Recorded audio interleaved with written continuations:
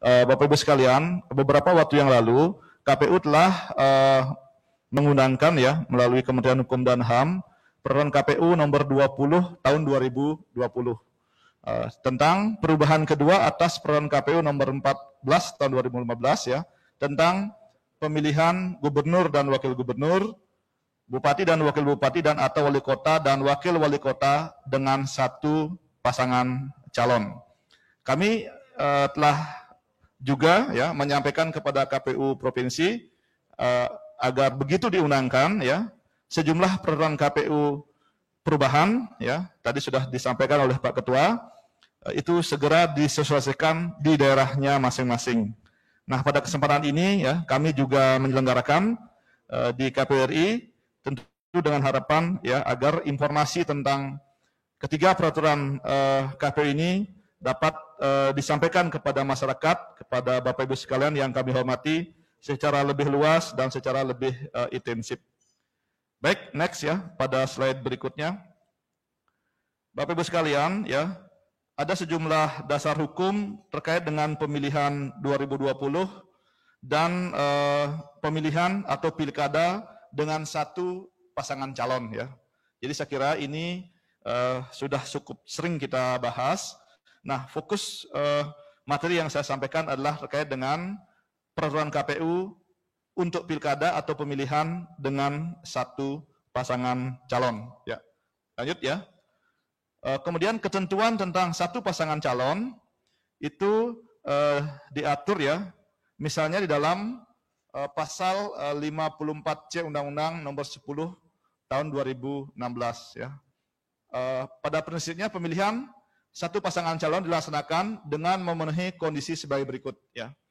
Jadi pada prinsipnya ya, misalnya pada ketentuan diatur ya setelah dilakukan penundaan dan sampai dengan berakhirnya masa perpanjangan pendaftaran hanya terdapat satu pasangan calon atau paslon yang mendaftar dan berdasarkan hasil penelitian paslon tersebut menyatakan memenuhi syarat ya. Jadi jika hanya ada satu bakal pasangan calon ya, tepatnya begitu. Dan seterusnya ya, bisa juga terdapat lebih dari satu pasangan calon yang mendaftar dan berdasarkan ketentuan atau proses yang dilakukan hanya terdapat satu paslon yang dinyatakan memenuhi syarat dan setelah dilakukan penundaan sampai dengan berakhirnya masa pembukaan kembali pendaftaran tidak terdapat bakal pasangan calon yang mendaftar atau paslon yang mendaftar dinyatakan tidak memenuhi syarat. Jadi pada prinsipnya ada situasi-situasi yang menurut ketentuan peraturan perundang-undangan kemudian ya dalam proses pencalonan itu ya menghasilkan satu pasangan calon. Baik, lanjut ya pada slide berikutnya. Bapak Ibu sekalian yang kami hormati, jadi ada sejumlah perubahan ya di dalam Peraturan KPU nomor 20 tahun 2020. Misalnya terkait dengan definisi ya. Jadi KPU menambahkan definisi mengenai PPK, PPS, KPPS, dan TPS sesuai dengan Peraturan KPU nomor 18 tahun 2020. Nah, ini sebelumnya belum diatur dalam PKPU 14 tahun 2015 ya.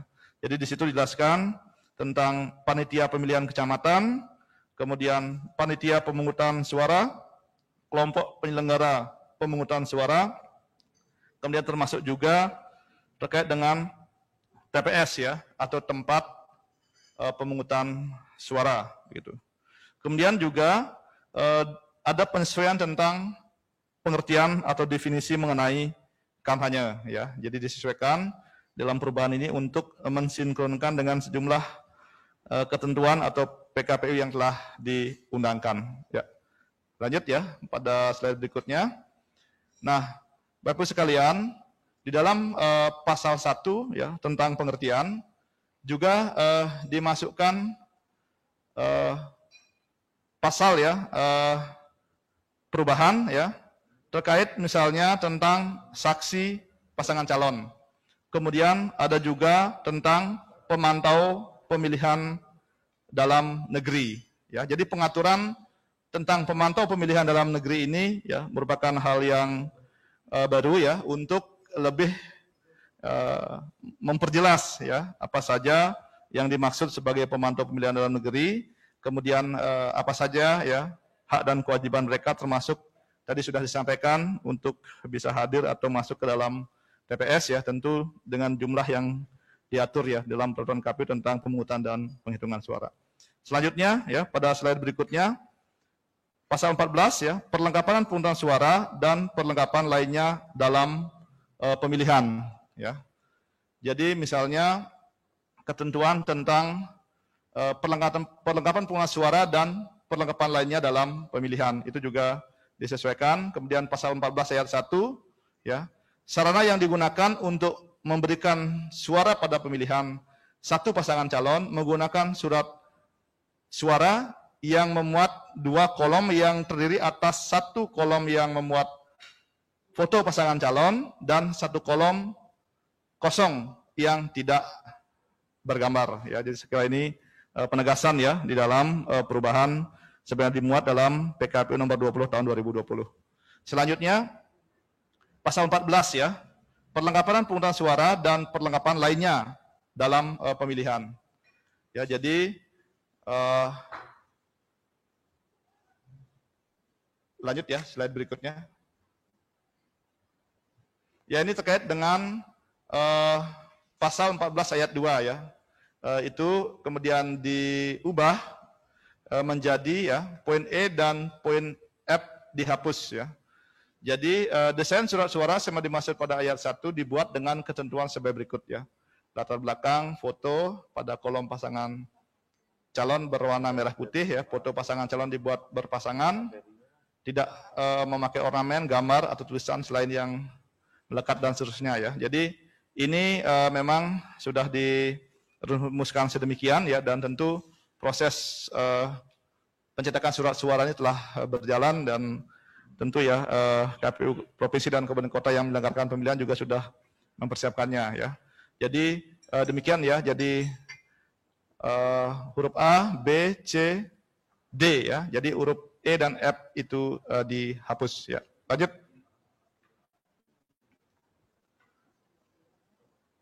Ya, ini adalah terkait dengan pasal 14 ya. Jadi masih terkait dengan perlengkapan pemungutan suara dan perlengkapan lainnya di dalam pemilihan ya. Jadi ada sejumlah perubahan ya. Jadi ayat 3 dan ayat 4. Nah, ada dalam ayat 4-nya ada penegasan. Selain surat suara sama dimaksud pada ayat 1, perlengkapan pemungutan suara dan perlengkapan lainnya dalam pemilihan satu pasangan calon berpedoman pada Peraturan Komisi Pemilihan Umum yang mengatur mengenai perlengkapan pemungutan suara dan perlengkapan lainnya dalam pemilihan. Jadi ada PKPU yang memang mengatur tentang hal ini. Ya, lanjut. Pasal 14A, ya, pencetakan surat suara untuk pilkada atau pemilihan dengan satu pasangan calon ya. Jadi seperti ini ya. Sebelumnya memang belum diatur ya secara lebih rinci. Kemudian selanjutnya di antara pasal 14 dan pasal 15 disisipkan satu pasal, yakni pasal 14A yang berbunyi sebagai berikut. Pasal 14A, dalam hal terdapat kondisi sebagaimana dimaksud ya pada pasal 6, 7, 8, dan surat suara telah selesai dicetak, KPU dan seterusnya mengadakan pencetakan surat suara untuk pemilihan satu pasangan calon begitu ya. Ya, lanjut. Pasal 17A ya. Peserta rapat pemungutan suara pemilihan untuk satu pasangan calon.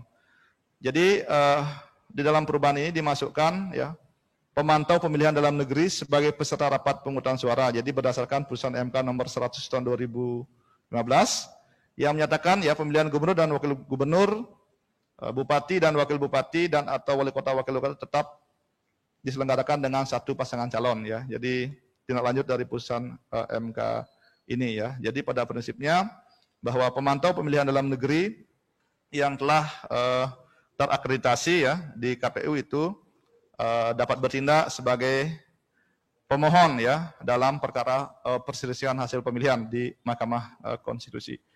Jadi dengan demikian bahwa pemantau pemilihan dalam negeri ya didudukkan sebagai perwakilan dari kolom kosong ya. Ini mohon maaf masih tertulis kotak kosong. Kolom kosong dalam sidang di MK. Dengan demikian pemantau pemilihan dalam negeri memiliki kedudukan yang sama dengan saksi pasangan calon. Sehingga pemantau pemilihan dalam negeri berhak mendapatkan dokumen-dokumen dan berhak mengajukan keberatan sebagaimana saksi pasangan calon. Ya, lanjut. Ini adalah pasal 17A ya, masih terkait dengan pemantau pemilihan dalam negeri. Jadi sebelumnya belum diatur ya secara rinci dalam PKPU 14 2015. Ya, ini kemudian dalam PKPU nomor 20 tahun 2020 diatur sedemikian ya. Jadi pemantau ini ya, pemantau pemilihan dalam negeri merupakan pemantau yang terdaftar dan memiliki akreditasi dari ya. Jadi sesuai tingkatannya ya, untuk pemilihan tingkat provinsi, gubernur, wakil gubernur tentu di KPU provinsi. Demikian juga untuk tingkat kabupaten atau kota. Jadi proses ini telah berjalan ya, mengacu kepada peraturan KPU nomor 8 ya tahun 2017. Ada juga pedoman ya, pedoman teknis yang telah dipersiapkan oleh KPU. Jadi pada prinsipnya demikian. Jadi pemantau ini ya berhak ya memasuki TPS begitu, berjumlah 1 orang. Nah tentu nanti kami berharap ya jika ada lebih ya pemantau dalam negeri di dalam satu kabupaten atau kota ya yang menyelenggarakan pemilihan, nanti KPU ya mengkoordinasikan hal ini. Jadi pada prinsipnya jika ada sejumlah pemantau tentu yang diperkenakan masuk itu 1 orang ya, perwakilan dari pemantau. Nah ini perlu dikoordinasikan. Mohon nanti diberikan atensi ya sesuai dengan kebutuhannya. Kemudian KPPS menyiapkan tempat duduk bagi pemantau pemilihan dalam negeri sebagaimana dimaksud pada ayat 4. Jadi berhak mendapatkan salinan daftar pemilih tetap atau SDPT, kemudian formulir model C hasil salinan KWK ya. Ya seperti itu. Ya, lanjut. Kemudian pasal 17B dan 17C ini sebelumnya belum diatur ya. Jadi pasal 17B pemantau pemilihan dalam negeri dalam pemilihan dengan satu pasangan calon dapat mengajukan keberatan terhadap prosedur pemungutan dan perhitungan suara dan atau selisih penghitungan suara kepada KPPS apabila terdapat hal yang tidak sesuai dengan ketentuan peraturan perundang-undangan gitu. Nah, saksi ini 17C ya, saksi dan pemantau pemilihan dalam negeri yang hadir pada rapat pemungutan suara dilarang mengenakan atau membawa atribut yang memuat nomor, ya, nama calon, foto pasangan calon, simbol atau gambar partai politik, atau mengenakan seragam dan atau atribut lain yang mencitrakan, mendukung, ya, atau menolak peserta pemilihan atau kolom kosong. Jadi mohon Bapak Ibu sekalian nanti ketentuan ini ya betul-betul diperhatikan pada saat persiapan dan pelaksanaan pemungutan dan penghitungan suara di TPS. Ya, lanjut.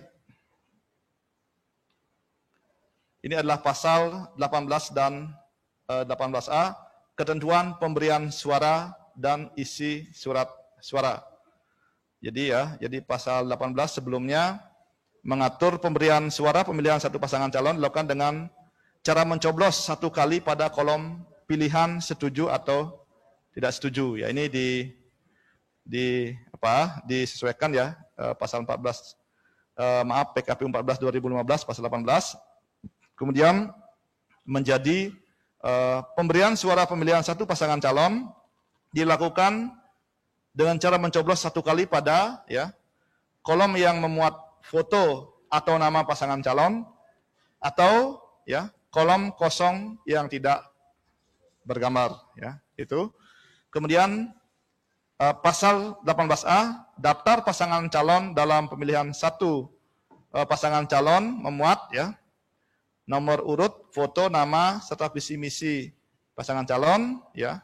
Kemudian kolom kosong yang tidak bergambar begitu. Ya, lanjut. Slide berikutnya ya. Ini ketentuan sahnya surat suara. Jadi dalam peraturan KPU nomor 20 ya tahun 2020 ketentuan ayat 1 dan ayat 2 pasal 19 ya diubah ya dan pasal 19 ayat 3 dihapus ya. Jadi ini ada penyempurnaan ya, penyesuaian atau perbaikan sehingga menjadi surat suara untuk pemilihan satu pasangan calon sesuai dimaksud dalam pasal 18 dinyatakan sah apabila A ditandatangani oleh ketua KPPS, B diberi tanda coblos pada kolom yang memuat foto atau nama pasangan calon atau kolom kosong yang tidak bergambar gitu. Kemudian yang kedua, tanda coblos yang dimaksud ayat 1 huruf B diatur sebagai berikut ya. Jadi ini terkait dengan sah tidak sahnya ya surat suara yang digunakan oleh pemilih pada saat pemungutan dan penghitungan suara ya. Jadi tanda coblos ya ayat 2 huruf A, tanda coblos pada kolom atau pada garis kolom yang muat foto nama pasangan calon dinyatakan sah memberikan pilihan untuk pasangan calon, atau tanda coblos pada kolom kosong yang tidak bergambar atau pada garis kotak kolom kosong yang tidak bergambar dinyatakan sah memberikan pilihan untuk kolom kosong yang tidak bergambar ya. Lanjut ya. Terkait dengan pasal 19A itu hasil salinan KWK ya. Jadi ini sebelumnya belum diatur dalam PKP 14 2015. Kemudian di antara ketentuan pasal 19 dan pasal 20 disisipkan satu pasal ya. Jadi pada prinsipnya bahwa setelah penghitungan suara di TPS itu selesai, KPPS memberikan salinan ya berita acara dan sertifikat hasil penghitungan suara berupa formulir model C hasil salinan KWK yang telah ditandatangani kepada saksi, kemudian pemantau pemilihan dalam negeri, panitia pengawas pemilihan umum, kelurahan, desa, atau pengawas TPS pada hari pemungutan suara. Jadi ketentuannya demikian. Dalam hal saksi atau pemantau pemilihan dalam negeri tidak hadir, dalam pemungutan dan penghitungan suara DPS, formulir model C hasil salinan KWK dapat diperoleh dari PPS. Ya. Jadi nanti bisa berkoordinasi dengan PPS setempat. Gitu. Ya, lanjut. Ini terkait dengan rapat rekapitulasi penghitungan suara ya pasal 21A. Jadi ya saya kira secara teknis ya pada prinsipnya ya bahwa peserta rapat rekapitulasi itu terdiri atas ya ada PPK, PPS, saksi, pemantau pemilihan dalam negeri, kemudian panitia pengawas pemilihan umum kecamatan. Ya ini tentu rekap di tingkat kecamatan ya. Demikian juga untuk di tingkat kabupaten kota dan di tingkat provinsi jika pemilihannya adalah pemilihan gubernur dan wakil gubernur. Ya, lanjut. Pasal 20A yaitu rapat rekapitulasi penghitungan suara lanjutannya ya. Ini sebelumnya juga belum diatur, kemudian di antara ketentuan pasal 21 dan 22 disisipkan dua pasal. Disisipkan maaf ya. Ini ada salah ketik ya. Dalam kurungnya mestinya dua pasal yaitu 21A dan 21B ya. Jadi pada prinsipnya demikian ya Bapak Ibu sekalian bahwa pemantau itu ya berhak ya mendapatkan hasil ya untuk mereka yang telah terakreditasi dalam pemilihan dengan satu pasangan calon ya selain saksi dan juga pengawas gitu. Ya, lanjut.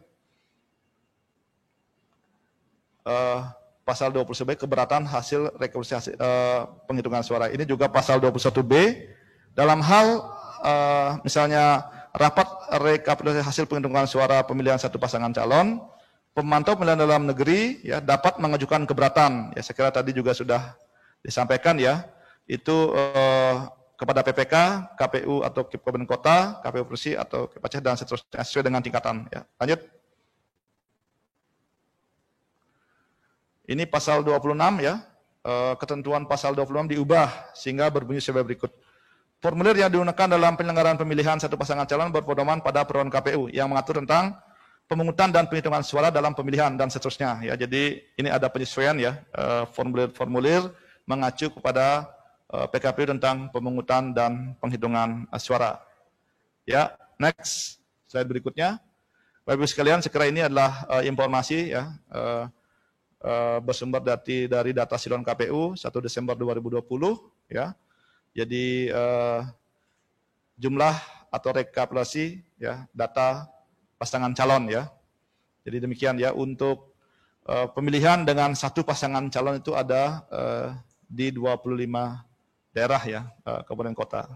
Saya kira demikian secara garis besar. Nah, kemudian berikutnya Bapak Ibu sekalian ya pada slide berikutnya ini bisa dilihat daerah-daerahnya ya. 25 daerah itu mana saja ya. Next ya. Ya, ini ya. Jadi ini ada di Kabupaten Badung ya, Bengkulu Utara, Kabupaten Boyolali, Kabupaten Goa, Kabupaten Gerobogan, Kabupaten Kumbang Hasundutan, Kabupaten Kebumen, Kabupaten Kediri, Kota Balikpapan, ya, Kota Gunung Sitoli, Kota Pematang Siantar, Kota Semarang, Kabupaten Kutai Kartanegara, Kabupaten Mamuju Tengah, Kabupaten Manokwari Selatan, kemudian Ngawi, Kabupaten Ngawi, kemudian Ogan Komering Hulu, ya, Ogan Komering Hulu Selatan, Kabupaten Pasaman, Pegunungan Arfak, Raja Ampat, Sopeng, Sragen, Sumbawa Barat, dan Kabupaten Wonosobo, begitu ya, data yang ada di kami KPU. Ya, lanjut.